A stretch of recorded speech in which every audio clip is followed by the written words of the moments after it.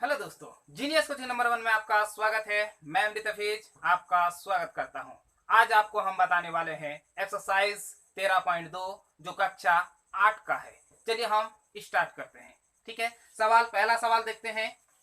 पहला सवाल कहता है एक समलंब चतुर्भुज पी क्यू आर एस के कोण पी और कोण एस समकोण है। ठीक है, इसकी भुजाओं की माप चित्र में दर्शाई गई है, तो समलंब का क्षेत्रफल ज्ञात करें। तो एक समलंब दिया गया है। ठीक है, तो ध्यान दीजिए समलंब यहाँ पे है। ठीक है, चलिए हम समलंब आपके सामने में ही खींचते हैं। ठीक है, चलिए ये समलंब हमने खींच लिया। उसके बाद बता रहा है यहाँ पे कितना है, 12 सेंटीमीटर है। यहाँ पे 90 डिग्री कोण, यहाँ पे 90 डिग्री का कोण बना है। उसके बाद यहाँ पे देखिए 20 सेंटीमीटर है। उसके बाद यहाँ पे देखिए कितना है, 13 सेंटीमीटर है। उसके बाद आर एस जो आपका दिया हुआ है कितना है, 25 सेंटीमीटर। ठीक है, उसके बाद यहाँ पे हम नामांकन कर देते हैं पी क्यू, ठीक है, आर, उसके बाद एस। ध्यान दीजिए ये क्या है, समलंब है। तो समलंब का क्षेत्रफल बराबर होता है 1/2 समांतर भुजाओं का योग गुना ऊंचाई या शीर्षलंब। ध्यान दीजिए यदि आपका शीर्षलंब पता रहेगा तभी आप समलंब का क्षेत्रफल निकाल सकते हैं, अन्यथा आप नहीं निकाल सकते हैं। तो यहाँ पे तो शीर्षलंब दिया हुआ है, मतलब लंब दिया हुआ है, या फिर दोनों भुजाओं के बीच की दूरी फिक्स दिया हुआ है। और यहाँ पे क्या है, वो लंब भी है, मतलब 90 डिग्री का कोण बनाती है। इसीलिए आपका सवाल बनाने में किसी प्रकार का दिक्कत नहीं होगा। चलिए हम आपको बताते हैं। ठीक है, सबसे पहले लिखना क्या है, क्या क्या है दिया हुआ है उसको हम पहले लिख लेते हैं। यहाँ पे भुजाएं दिया हुआ है, 2 भुजा। यहाँ पे देखिए ये एक भुजा ये और दूसरा भुजा ये, और ये तो ऊंचाई। ठीक है, चलिए हम निकालते हैं। ठीक है, तो समलंब का क्षेत्रफल, यहाँ सवाल नंबर आपका है 1 नंबर। ठीक है, तो समलंब का क्षेत्रफल बराबर होता है, समलंब का क्षेत्रफल बराबर, ठीक है, 1/2 गुना समांतर भुजाओं का योग।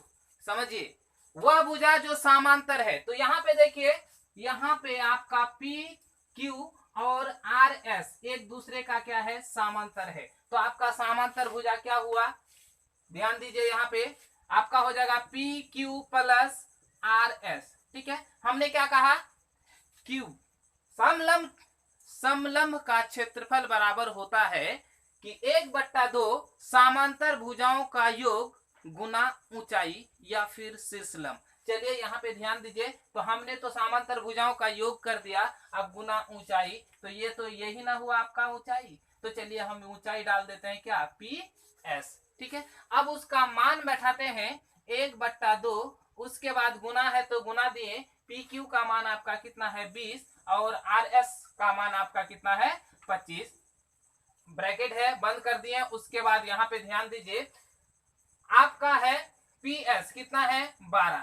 तो यहाँ पे देखिए ये कट जाएगा कितना बार में, 6 बार में कट जाएगा। उसके बाद इसको अगर जोड़ेंगे तो हो जाएगा आपका कितना, 45 गुना 6। अगर 45 को 6 से हम गुना करेंगे तो आपका होगा 4×5 = 30, 6 चौके 24, हाथ में था 3, कितना हो जाएगा, 27, मतलब 270 वर्ग मीटर, या फिर सॉरी सेंटीमीटर है तो सेंटीमीटर का स्क्वायर। यही हो गया आपका आंसर। चलिए सवाल नंबर अगले की ओर बढ़ते हैं, मतलब सवाल नंबर 2 की ओर बढ़ते हैं। सवाल नंबर 2 में कहता है एक समलंब चतुर्भुज ए बी सी डी में ए बी सी डी समांतर है। ठीक है, ए बी और सी डी क्या है, आपका समांतर है। ए बी बराबर 30 सेंटीमीटर, बी सी बराबर 15 सेंटीमीटर, डी सी बराबर 44 सेंटीमीटर और ए डी बराबर 13 सेंटीमीटर। तो समलंब चतुर्भुज का क्षेत्रफल ज्ञात कीजिए। तो यहाँ पे जो है पहले हम समलंब चतुर्भुज ड्रॉ करते हैं। ठीक है, बता रहा है क्या, ए बी सी डी है। तो ध्यान दीजिए हम एक समलंब खींचते हैं, है ना, समलंब खींचते हैं, 2 समांतर भुजा पहले खींच लेते हैं। ठीक है, उसके बाद बता रहा है क्या, ए बी बराबर आपका कितना है, ए बी बराबर 30 सेंटीमीटर। तो यहाँ पे ए है तो यहाँ पे आपका क्या कर दिए, बी, ये हो गया आपका 30 सेंटीमीटर। ठीक है, उसके बाद बता रहा है क्या, बी सी, बीसी जो है आपका 15 सेंटीमीटर है। चलिए हम बीसी बराबर करते हैं, ये हो गया बीसी 15 सेंटीमीटर। सीडी बराबर आपका 44 सेंटीमीटर है। तो सी डी बराबर आपका कितना हो गया 44 सेंटीमीटर। उसके बाद यहाँ पे देखिए एडी बराबर आपका दिया हुआ है, ठीक है, एडी बराबर आपका दिया हुआ है कितना 13 सेंटीमीटर। तो यहाँ पे आपका कितना हो गया 13 सेंटीमीटर। ध्यान दीजिए यहाँ पे दो भुजाओं के बीच की दूरी नहीं पता है, सिर्फ भुजा दिया गया है। तो यहाँ पे देखिए यहाँ पे ऊंचाई आपको पता नहीं है, तो सबसे पहले इस समलंब का आपको ऊंचाई प्राप्त करना होगा। जब ऊंचाई प्राप्त हो जाएगा तभी इसका क्षेत्रफल आप निकाल सकते हैं। तो चलिए सबसे पहले हम समलंब को एक अलग डिजाइन पे देखते हैं। ध्यान दीजिए और देखते रहिए, आगे हम किस प्रकार बताते हैं, आपको गारंटी है समझ में आ जाएगा। चलिए हम स्टार्ट करते हैं। सबसे पहले यहाँ पे देखिए, अगर समलंब है तो उसको हम समांतर चतुर्भुज में कन्वर्ट कर सकते हैं। जैसे यहाँ पे देखिए 30 सेंटीमीटर है, तो हम भी यहाँ से लेकर यहाँ तक 30 सेंटीमीटर लगभग लेते हैं और यहाँ पे एक क्या करते हैं रेखा खींच देते हैं। तो हमने एक रेखा खींच दिया, तो ये देखिए ये हो गया क्या है समांतर चतुर्भुज के आकृति का हो गया। यहाँ पे ऐसा महसूस होता है कि यहाँ पे देखिए यदि यहाँ पे 30 है तो यहाँ पे हमने क्या ले लिया 30 सेंटीमीटर। यदि यहाँ 30 सेंटीमीटर है तो टोटल हो गया आपका 44। तो 44 में अगर हम 30 घटा देंगे तो आपका कितना बच जाएगा 14 सेंटीमीटर। तो यहाँ से यहाँ की दूरी आपका कितना हो गया 14 सेंटीमीटर। अब यहाँ पे ध्यान दीजिए, अगर ये तिरछा है तो 13 का ही तिरछा हमने लिया, क्योंकि आमने सामने की भुजा समांतर चतुर्भुज के आपस में क्या होते हैं बराबर। तो यहाँ पे अगर 13 है तो ऑटोमेटिक यहाँ पे भी क्या हो जाएगा 13 सेंटीमीटर। यहाँ पे आपका कितना है 15 सेंटीमीटर। यहाँ पे तो आपका दिया हुआ ए बी सी, ठीक है, यहाँ पे डी दिया हुआ है, तो हमने एक नया नाम क्रिएट किया, यहाँ पे रख दिया हमने ई, ठीक है। तो चलिए सबसे पहले हम करेंगे क्या, इस त्रिभुज का क्षेत्रफल निकालेंगे। जैसे त्रिभुज का क्षेत्रफल निकल जाएगा तो उसका पहले क्या करेंगे हम यहाँ पे एक लंब ड्रॉ करते हैं। ये इसको हमको क्या करना है निकालना है। हमने क्या किया यहाँ पे एक लंब ड्रॉ किया। जब लंब ड्रॉ किया तो यहाँ पे क्या करेंगे इस लंब को निकालेंगे। यहाँ पे हम इसको रख लेते हैं क्या एम, ठीक है, यहाँ पे हम इसको क्या रख देते हैं एम। जैसे हमको बी एम का मान पता चल जाएगा, जैसे बी एम का मान पता चल जाएगा तो हम क्या करेंगे यहाँ पे देखिए समांतर भुजाओं का योग गुना ऊंचाई या फिर शीर्षलंब करते हैं, तब हमारा समलंब चतुर्भुज का क्षेत्रफल निकलता है। तो सबसे पहले हम क्या करते हैं इस त्रिभुज का क्षेत्रफल निकालते हैं। तो ध्यान दीजिए यहाँ पे देखिए कोई भी भुजा आपस में बराबर नहीं होता है। ध्यान दीजिए आप कि त्रिभुज 3 प्रकार के होते हैं, भुजा के अनुसार 3 प्रकार के होते हैं और कोण के अनुसार 3 प्रकार के होते हैं। तो यहाँ पे तो भुजा के अनुसार 3 प्रकार के होते हैं। तो भुजा के अनुसार क्या क्या होता है एक बार आपको याद दिला देते हैं। समबाहु वह त्रिभुज जिसके प्रत्येक भुजा आपस में बराबर होता है उसे समबाहु त्रिभुज कहते हैं। वह त्रिभुज जिसका किसी दो भुजा आपस में बराबर हो उसे समद्विबाहु त्रिभुज कहते हैं। वह त्रिभुज जिसका कोई भी भुजा आपस में बराबर नहीं हो उसे विषमबाहु त्रिभुज कहते हैं। आपको पता होगा शायद कि समबाहु त्रिभुज का फॉर्मूला बराबर होता है √3/4 भुजा का स्क्वायर। समद्विबाहु त्रिभुज का भी फॉर्मूला होता है, लेकिन विषमबाहु त्रिभुज का कोई फॉर्मूला नहीं होता है। लेकिन उसका फॉर्मूला का प्रयोग के लिए हम क्या करते हैं हीरोन सूत्र का प्रयोग करते हैं, उसके बाद उसका क्षेत्रफल निकालते हैं। चलिए हम समझते हैं हीरोन सूत्र से किस तरह से हम विषमबाहु त्रिभुज का क्षेत्रफल निकालते हैं। तो सबसे पहले यहाँ पे देखिए त्रिभुज किसमें बी सी ई में, ठीक है। तो यहाँ पे त्रिभुज लेते हैं हम बी सी ई में, उसका जो भुजा दिया हुआ है ध्यान दीजिए यहाँ पे कौन कौन सा भुजा दिया हुआ है उसको हम पहले लिख लेते हैं। यहाँ पे आपका दिया हुआ है क्या, यदि हम कहते हैं बी ई बराबर, ठीक है, तो बी ई बराबर आपका 13 सेंटीमीटर। उसके बाद ई सी बराबर आपका 14 सेंटीमीटर।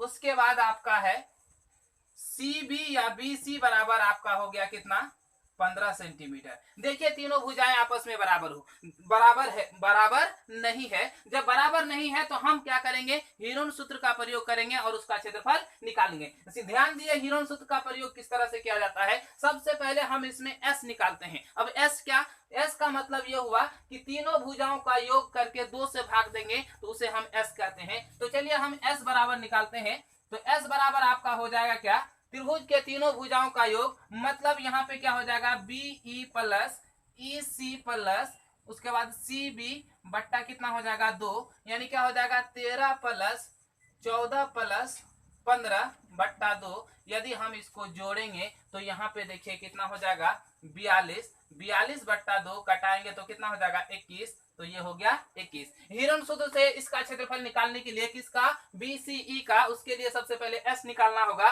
फिर हम एक बार बताते हैं कि S का मतलब क्या हुआ। S का मतलब ये समझिए त्रिभुज के परिमाप बट्टे 2, या फिर ऐसे समझिए त्रिभुज के तीनों भुजाओं का योग बट्टे 2, S बराबर। चलिए S का प्रयोग कहाँ पे होता है उसके बाद भी हम समझेंगे। तो सबसे पहले यहाँ पे करते हैं क्या, उस त्रिभुज का क्या करते हैं, क्षेत्रफल निकालते हैं। उस त्रिभुज का क्षेत्रफल के लिए हिरण सूत्र का प्रयोग करते हैं, तो हिरण सूत्र का प्रयोग करते हुए हम उसका क्षेत्रफल निकालते हैं। तो चलिए निकालते हैं। तो यहाँ पे करना है त्रिभुज BCE का क्षेत्रफल हिरण सूत्र का प्रयोग करके। तो हिरण सूत्र का प्रयोग करते हैं हम। हिरण सूत्र का प्रयोग होता है root under S into S minus A into S minus B into S minus C। ध्यान दीजिएगा सर, आपने तो A B C कहीं पे पढ़ाया नहीं, तो ध्यान दीजिए यहाँ पे पहला जो भुजा है उसको मानते हैं A, दूसरा भुजा है उसको मानते हैं B, और जो तीसरा भुजा होता है उसको मानते हैं हम C। यानी कहने का मतलब ये कि यदि आपका यहाँ पे दिया हुआ तो ये वाला भुजा 13 हो गया आपका A, 14 हो गया B और 15 हो गया आपका C। इस तरह से हम मान के बना सकते हैं। ठीक है, तो चलिए यहाँ पे ध्यान दीजिए यहाँ पे। ठीक है, तो यहाँ पे देखिए ACE का क्षेत्रफल, तो यहाँ पे अगर हम करेंगे BCE का क्षेत्रफल, BCE का क्षेत्रफल यदि यहाँ पे देखिए लंब हमने खींचा यहाँ पे, तो यहाँ पे क्या है BM। तो यहाँ पे हम इस तरह से भी लिख सकते हैं क्या, अगर समकोण त्रिभुज है वहां पे ड्रॉ किया है, लंब किए, तो यहाँ पे हो जाएगा क्या 1/2। ठीक है, आधार गुना ऊंचाई। तो इस त्रिभुज में आधार देखिए क्या है CE या EC। ठीक है, तो EC आधार है। अब ऊंचाई देखिए, ऊंचाई यहाँ पे आपका हो जाएगा BM, तो यहाँ पे हमने डाल दिया BM। ठीक है, वो तो त्रिभुज का कर दिया। अब हिरण सूत्र का प्रयोग करके हम उसका क्या करते हैं, क्षेत्रफल निकालते हैं। तो S का मतलब आपका क्या हुआ, ध्यान दीजिए यहाँ पे S का मतलब कितना है 21 निकालें। उसके बाद 21 माइनस A मतलब पहला भुजा, पहला भुजा आपका कितना है 13, दूसरी भुजा आपका कितना है 21 माइनस दूसरा 14, और तीसरी भुजा 21 माइनस कितना है 15। ठीक है, अब यहाँ पे रूट अंडर है तो हमने क्या कर दिया रूट अंडर। अब यहाँ पे ध्यान दीजिए 1/2 EC का मान, EC का मान आपका कितना है 14 है, तो आपको बैठाना है कितना 14। आपको BM का मान तो निकालना है। यहाँ पे देखिए 21, अगर 21 में 13 घटेगा तो कितना हो जाएगा, यहाँ पे देखिए 8, उसके बाद यहाँ पे देखिए 7, यहाँ पे कितना हो जाएगा 6। ठीक है, जैसे हो जाएगा तो यहाँ पे देखिए 7 दूनी 14, ये तो कट गया, तो 7 गुना BM। ठीक है, 7 गुना BM बराबर, यहाँ पे देखिए आपको क्या करना है जोड़ा पुराना है। तो हम सबसे पहले इसको क्या करते हैं गुणनखंड करते हैं, उसके बाद उसका जोड़ा पुराते हैं। तो यहाँ पे करना क्या है, देखिए जो गुणनखंड होता है तो इसको हम लिख सकते हैं 3 गुना 7, इसको लिख सकते हैं 2 गुना 2 गुना 2 गुना 7 गुना 2 गुना 3। अब ध्यान दीजिए यहाँ पे 3 है, यहाँ पे 3 है, तो 3 का जोड़ा पुर गया, तो वर्गमूल का मतलब यह हुआ कि हर 2 में से एक बाहर निकालना। ठीक है, तो यहाँ पे हम करेंगे क्या 7 गुना BM बराबर हो जाएगा यहाँ पे क्या 3, एक तो निकल गया। अब देखिए 7 यहाँ पे भी है, यहाँ पे भी है, तो वर्गमूल का मतलब हर 2 में से एक बाहर निकाला, तो 2 को 7 है तो 1 को 7 निकल गया। अब यहाँ पे देखिए 1 2 3 4, 2 की संख्या कितना है 4 है, तो हमारा जोड़ा कितना 2 जोड़ा हुआ, तो 2 जोड़ा हुआ इसलिए हम मेरा कितना निकल जाएगा 2 को 2 निकल जाएगा। देखिए दोनों गुना में है तो 7 और 7 तो कट गया, तो आपका BM बराबर आपका हो गया कितना, यहाँ पे देखिए 3 दूनी 6, 6 दूनी 12। ठीक है, ये तो हो गया आपका BM। अब आपको निकालना क्या है समलंब का क्षेत्रफल निकालना है। ठीक है, तो समलंब का क्षेत्रफल हम निकालते हैं।